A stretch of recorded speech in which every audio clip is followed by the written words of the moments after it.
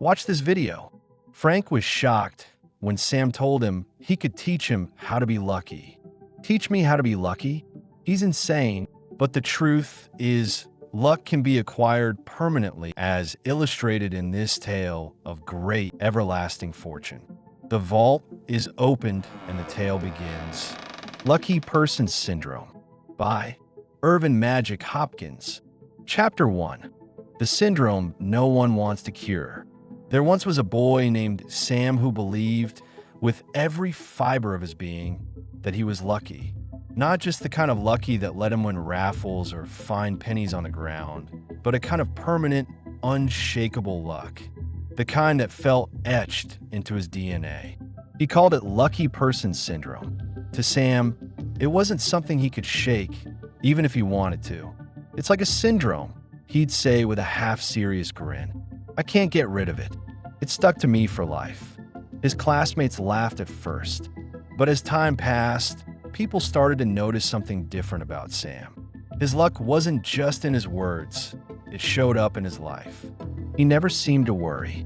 Things just worked out. If the teacher handed out random prizes, Sam got one. If it rained, someone always offered him shelter. If there was a challenge, somehow Sam was prepared, even if he hadn't studied or trained like the others. It was uncanny. But to Sam, it wasn't a mystery, it was a mindset. Sam didn't force life to go his way. He simply believed it would, deeply, without a sliver of doubt. And because he believed it, the world seemed to agree. One crisp autumn afternoon, Sam and his best friend Frank sat on the playground after school. Sam flipped a coin 10 times in a row, and every time it landed on heads. Frank blinked. Dude, that's not even possible.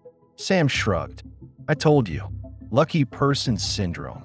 Frank sighed, brushing dirt off his jeans. I swear, I'm the unluckiest person alive. If you've got a syndrome, I got the opposite. Sam tilted his head. Nah, you just got a bad story playing in your head. Frank frowned. What do you mean? You keep telling yourself you're unlucky, and your brain just agrees. Like a loyal but confused assistant. You tell it, I'm unlucky, and it goes, okay, boss, and starts pointing out everything that proves you're right. Frank laughed. So you're saying all this luck of yours is just because of how you think? Not just how I think, Sam replied. How I believe. I don't just think I'm lucky. I know I am. Frank rolled his eyes, but something in Sam's voice made him pause. Could it really be that simple? Sam smiled. Want to try it? Frank hesitated. Try what? Pretending you've got the syndrome too. That day, something small shifted. Frank didn't know it yet, but that moment on the playground would be the start of something big. Something lucky. And it all began with a choice. Chapter 2. The Power of Expectation. The next morning, Frank stood in front of the mirror and whispered, Today is my lucky day. He felt ridiculous, but he did it anyway. Not because he believed it, but because Sam had asked him to try. As the day rolled on, something strange happened. He found a crumpled dollar in the hallway. His least favorite class was canceled. Then, during lunch, someone gave him an extra snack by accident. It wasn't dramatic, but it was noticeable. Frank caught himself smiling, and then he shook his head.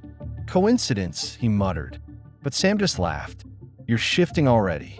That's when Sam introduced Frank to lesson 1 of Lucky Person Syndrome.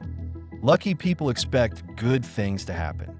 Not in a wishful, fingers crossed kind of way, but in a grounded, relaxed, almost casual confidence. It's like this, Sam explained, drawing 2 arrows on a napkin. One arrow says, bad things probably happen to me. The other says, good things always find me. If you're tuned to the first one, you'll notice every stub toe and late bus. But if you tune to the second, you notice the vending machine giving you 2 instead of 1, Frank finished. Exactly. Sam didn't walk around hoping he was lucky. He walked around knowing he was. He had trained his brain to expect positive outcomes. And in doing so, he saw the world differently. He held his head higher. He made bolder choices. He smiled more, which made people smile back. That alone opened doors. Frank began practicing. Every morning, he repeated his lucky mantra. Every evening, he looked back and wrote down at least 3 lucky things that happened that day. At first, they were small. A good parking spot, getting called on when he actually knew the answer, an unexpected laugh.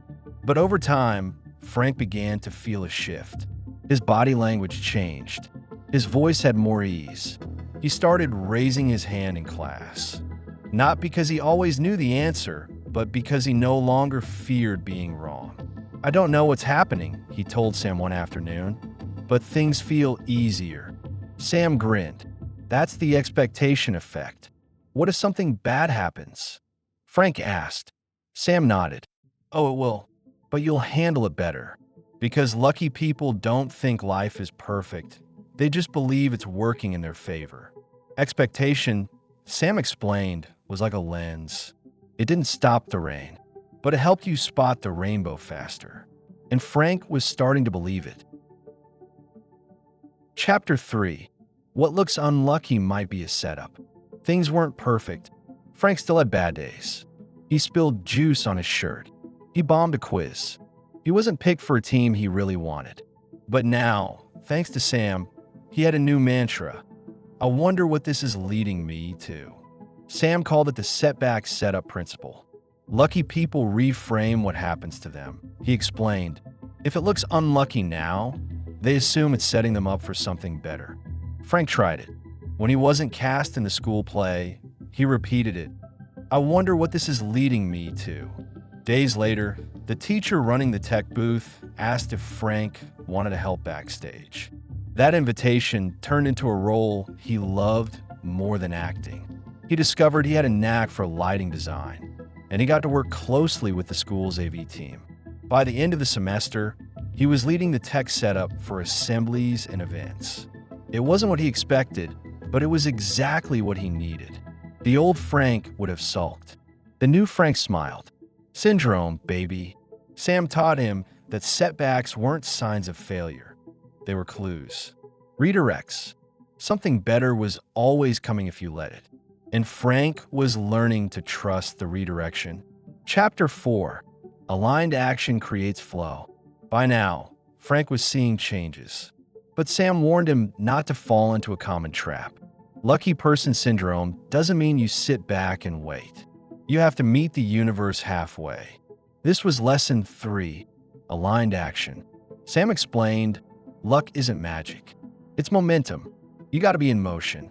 You got to show up. He gave examples. He once won a scholarship not because he was the smartest, but because he actually applied when others didn't. He got picked for a contest at the fair because he smiled and made eye contact with a host. He landed a summer internship simply by emailing someone and asking if they had any opportunities. Frank realized something. Sam participated in life, constantly. So Frank began to do the same. He joined a photography club. He introduced himself to new people. He volunteered to speak during group projects. And guess what? Things started happening. The more he showed up, the more luck seemed to find him. He got invited to events.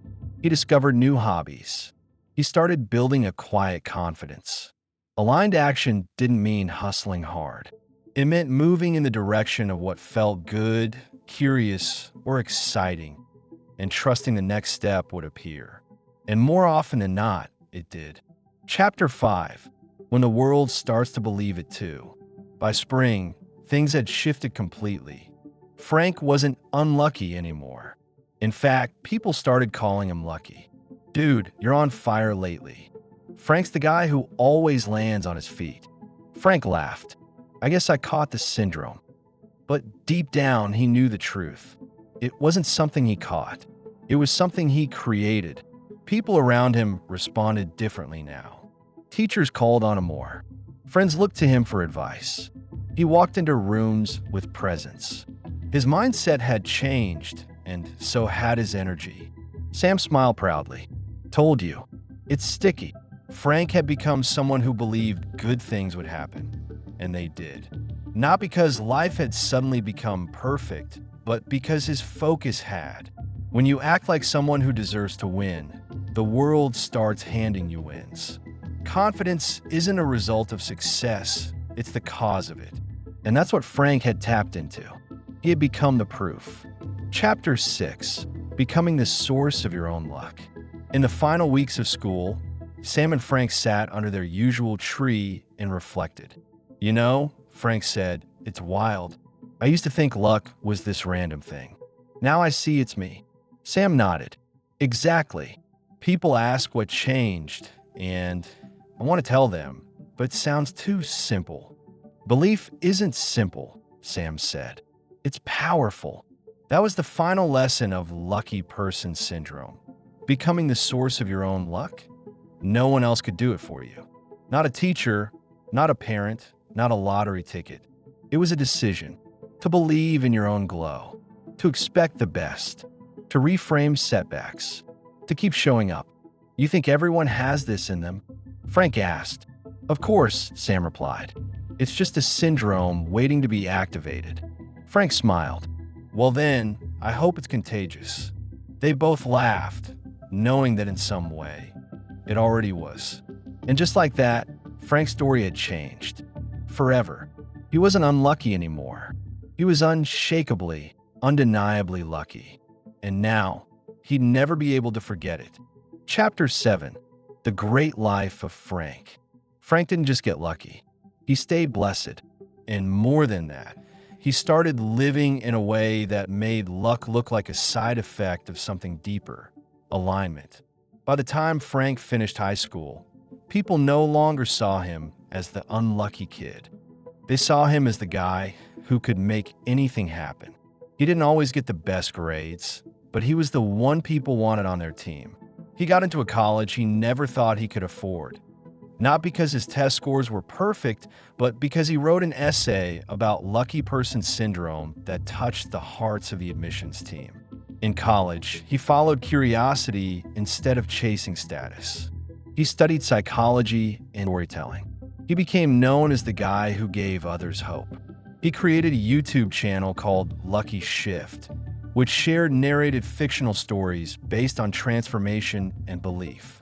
It exploded in popularity. His channel featured modern parables, each one a lesson in confidence, energy, and perspective. Comments flooded in.